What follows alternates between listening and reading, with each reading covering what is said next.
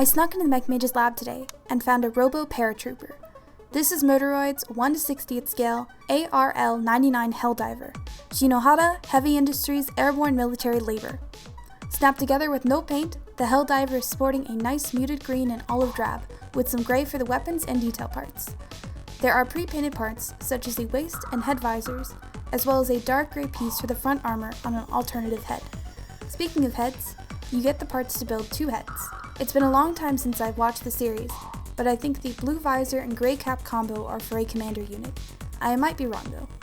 The other accessories included are the hands, 2 open, 2 gripping, and 2 fists, the knife and its sheath, and its 40mm rapid-fire machine gun. A clear visor part and tiny sheet of marking decals is also included. The machine gun fits comfortably into a hole on its right arm. The sheath for the knife can be plugged into the tab on its rear. If you don't wish to use the sheath, a replacement part is included to fill in the gap. A 3mm hole exists on the back to plug in a display base. This is a paratrooping labor after all.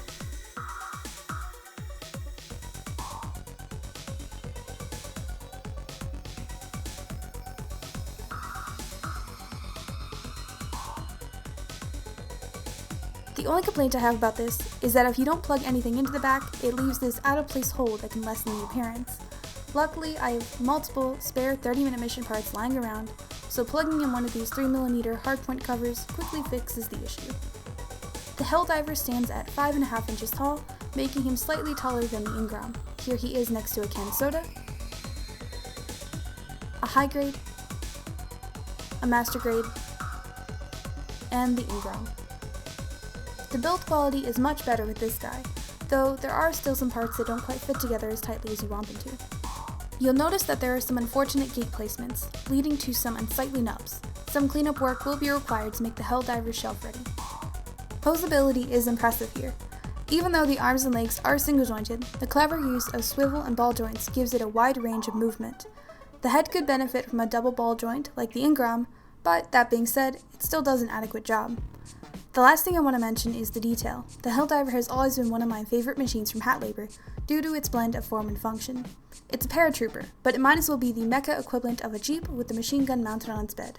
The armaments are simple: machine gun, knife. It's sturdy, but agile. It has simple proportions, but bolts to give an impression of impenetrable armor. It has moving flaps for slowing landing, but to also give access to its detailed inner frame. It has headlights like a utility vehicle, yet its head looks stern and uncompromising.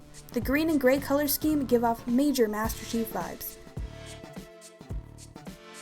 The Helldiver is a long-awaited addition to the sea of Patlabor figures and model kits.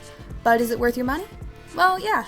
Patlabor fans will be pleased with the attention to detail, and modelers will have an array of options for painting and customizing.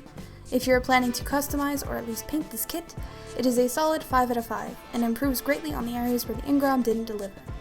If you intend to just snap it together and display it, it's more like a 3.5 to 4 out of 5, due to poor gate placement and some looser fitting parts. I found a memo in the Mecha hangar citing an approval for an army of these units. That can only mean one thing. Oh dear. Thank you for joining me once again on this trip into the Mecha Mage's lab, and always remember to bring a parachute.